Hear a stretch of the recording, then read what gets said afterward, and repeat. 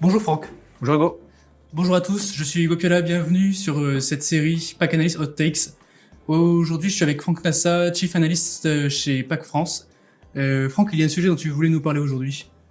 Oui, je voulais vous parler du sujet du SAP, des services autour de SAP, qui est un sujet important. SAP, c'est souvent une solution qui est très importante pour les entreprises. Alors, très implantée dans le secteur industriel, mais pas uniquement.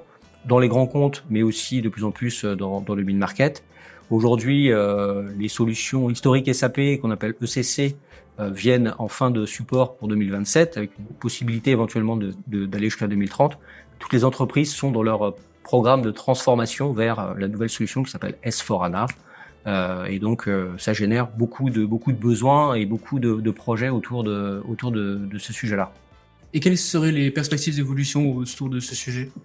Alors aujourd'hui, sur les services autour du marché SAP, c'est un marché qui fait à peu près 3 milliards en France, sur un marché total de 40 milliards, donc c'est on va dire à peu près 8% du marché, avec une croissance qu'on estime sur la période 2023-2027 autour de 6%, donc à peu près 2 fois supérieure à celle du marché.